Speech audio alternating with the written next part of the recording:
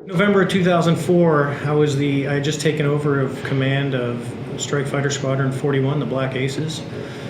We were in the midst of workups, which was a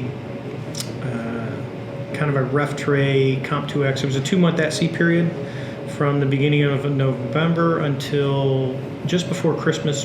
And in this case, we were a little bit southwest of San Diego, usually about 60, 70 miles off the coast. I don't know exactly where it was at that day.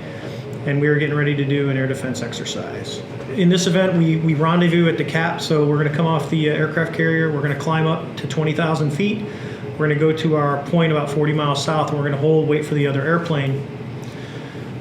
So as the other airplane is joining up on me, the USS Princeton, the controller calls us up and says, Fast Eagle, which was the call sign, Fast Eagle 101, 102, I can't remember exactly what our numbers were.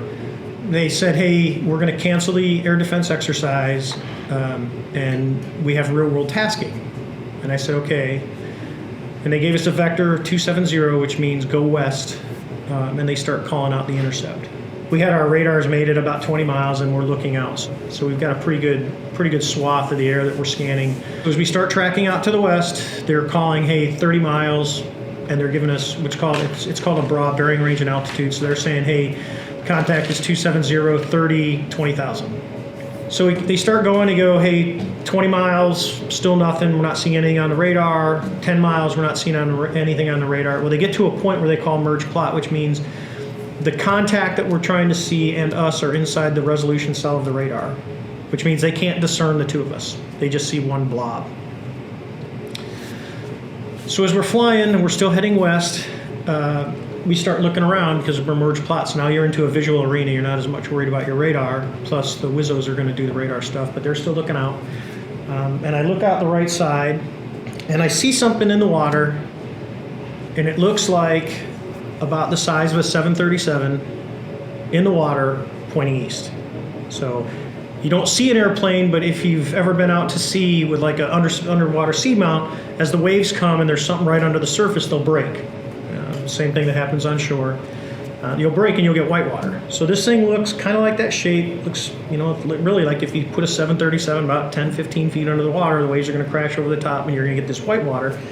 So we see that, and then so he's pointing east, so it would be on the right-hand side of the airplane, just forward of the wing line, is this little white, which looks like a tic-tac, which is why we call it the tic-tac, and it's moving around erratically, so it's doing this. It's not hovering, it's moving, just randomly around, not fast, just kind of left, right, forward, and back. There's no rotor wash, which you would see from a helicopter. It's just this odd object. And so by this time we passed by it, and now I'm starting a right-hand turn. So we're going from, on a clock code, from 6 o'clock towards the 9 o'clock position. And I'm like, well, that's interesting. I said, well, I'm gonna go check it out. So at about the 9 o'clock, between probably 9 and 10, I started an easy descent and I'm watching this thing, and it's just kind of randomly moving around this vehicle, and it's basically forward of the right wing by the cockpit, and then it goes back, and it's kind of moving around like it was checking it out. I mean, that's kind of odd. So as we pass through about the 12 o'clock position and we're descending, it kind of recognizes that we're there and it starts to mirror us. So now think of it at the 6 o'clock position, we're at the 12 o'clock position, we're coming down and it starts coming up. So it's going towards 9 o'clock, we're going towards 3 o'clock. And we do this all the way around until I get all the way back towards about the 9 o'clock position. So I'm still coming down nice and easy, and I'm watching this thing because it's just kind of watching us and following, and I'm like, that's kind of weird. So as now we're probably about, let me think, 2,500. It's probably about maybe 3,000 feet below us and about a mile across the circle. It's about the size of an F-18, so 40-some feet long. It has no wings. I don't see any exhaust plume, like an older airplane would have smoke. There's none of that. So as I come across, I'm a little above him. He's at the 3 o'clock position, and I go, well, the only way I'm going to get this is to do an aggressive out-of-plane maneuver. So I dump the nose, and I go from the 9 o'clock through the vertical down to go across to the 3 o'clock. So he's over here, and I go like this. So as I get down to I'm probably about 60 degrees nose low, pulling through the bottom, it starts to accelerate, and it has an incredible rate of acceleration, and it takes off, and it goes south. and it takes off like nothing I've ever seen. It literally is 1 minute it's there, and the next minute it's like poof, and it's gone. So I came up on the radio and I said, hey, let's just spin around and go back to what was in the water. Let's go see what was in the water. So we're right there. It's kind of below us, so I'm kind of heading to the east. So we do a 180 and go back to the location where we're at, and there's nothing in the water. So I call up the Princeton and I said, hey,